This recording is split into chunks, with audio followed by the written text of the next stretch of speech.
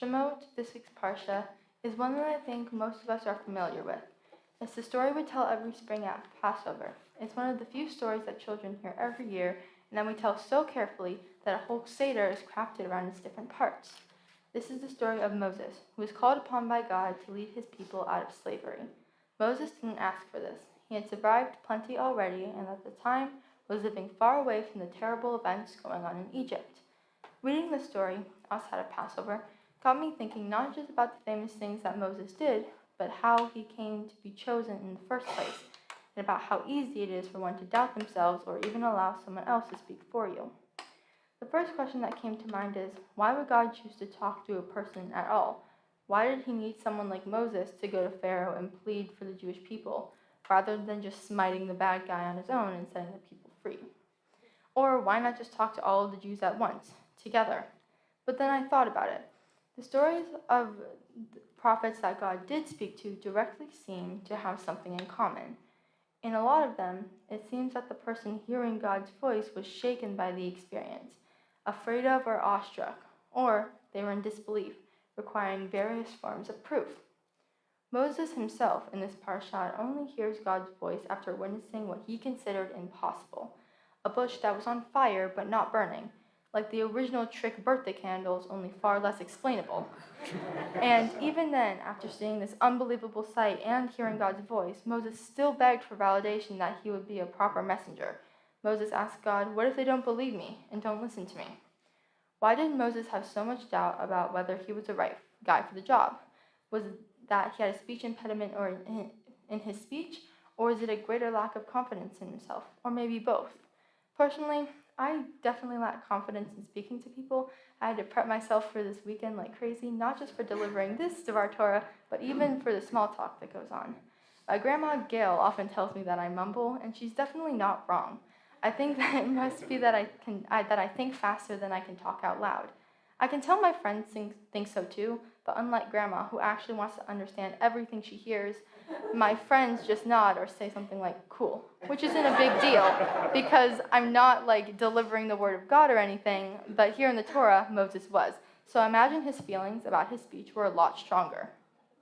The fact that Moses expressed doubt at all made me wonder, why would God choose to speak through a person who wasn't already confident in their ability to do it? God could seemingly pick any person to do this, like someone who was naturally charismatic, like whoever was the ancient version of, let's say, Leslie Knope or even Taylor Swift. But he picked Moses, who wasn't a natural, and Moses resisted hard. I mean, maybe that says something. If Moses was strong enough to resist God, maybe he'd surely be strong enough to stand up to Pharaoh. In fact, the rabbis who wrote Midrash say that Moses resisted God for a full week, which, given biblical math and people living into their hundreds, who knows, could have been a whole year. Anyway, there are different interpretations of why Moses was hesitant. Two rabbis, Nahore and Rashbam, believed that Moses was just being a logical realist, and didn't think he'd succeed at liberating the Jews from slavery. Others thought that maybe he didn't want to steal the spotlight, or look like he was trying to overshadow his older brother Aaron, who had been leading the Jews in Egypt for decades.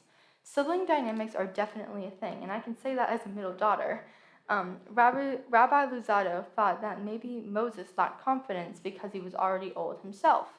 But the interpretation that stuck with me the most wasn't written by a rabbi, but by a Holocaust survivor, Eli Wiesel. Wiesel thought that Moses was reluctant to trust that his own people would stand behind him, and he had some good reasons to be skeptical. When Moses defended an Israelite who was being attacked by an Egyptian, no other Israelite came forward to lend a hand.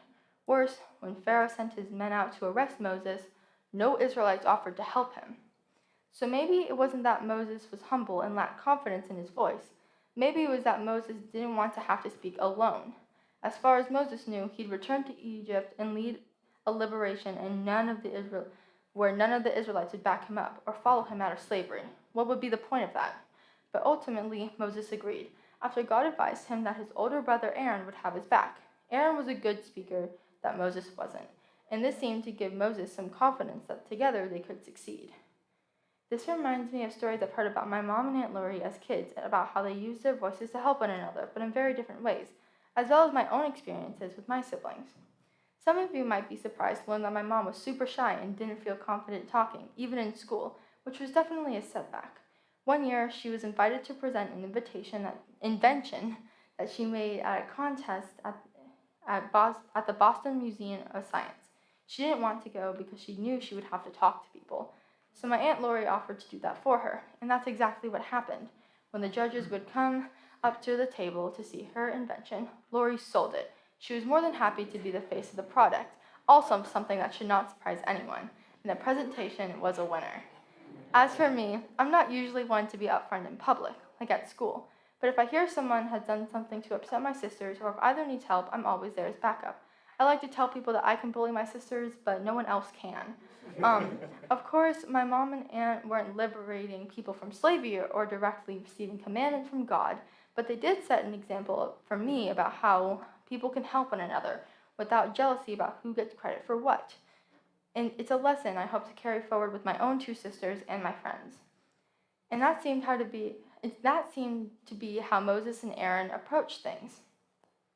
A lot of attention is given to what it meant that Aaron served as a voice for Moses. But in thinking about this, it seems there is a lesson too about what it means to let someone else be your voice. It's not always easy to give up control or let someone else speak for you. And it's definitely not easy to speak up when you feel self-doubt or you're feeling self-conscious. But the good news is that there's no one right way or best way to be an advocate. I think a lesson we can take from Parashat Shemot is that you don't have to be loud to have a voice. You don't even have to be a good public speaker. You can allow others to carry your message at times when you don't feel up to the task, and you can take on being someone else's voice in ways that make a real difference. Moses was asked to stand for the Israelites. At first, he didn't want to, so he talked back, so to speak, to the big guy himself, to God, which may have actually illustrated to God why God picked Moses to begin with. But once Moses agreed to return to Egypt, he didn't look back.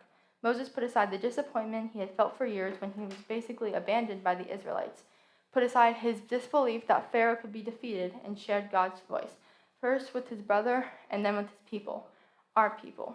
And with that, I would like to thank my teachers, ones from Temple to ones from my everyday school, who have been amazing influences and have surrounded me with nothing but kindness and love, my friends, who have always been there for me and never failed to put a smile on my face, my family, near and far, who was always there to lend a helping hand, my grandparents, who never failed to spoil me with stuff, love, and care. My Opa included, though not here right now, was always making sure I knew how amazing I was. And finally, my parents, for being the reason I'm able to do this here today, because I know that without them, my life would never be the same. Thank you, everyone, for being here. Shabbat Shalom.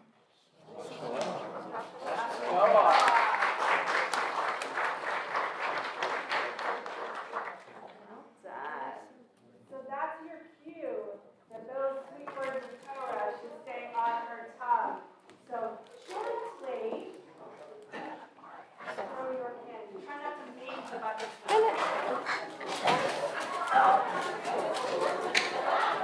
I like candy.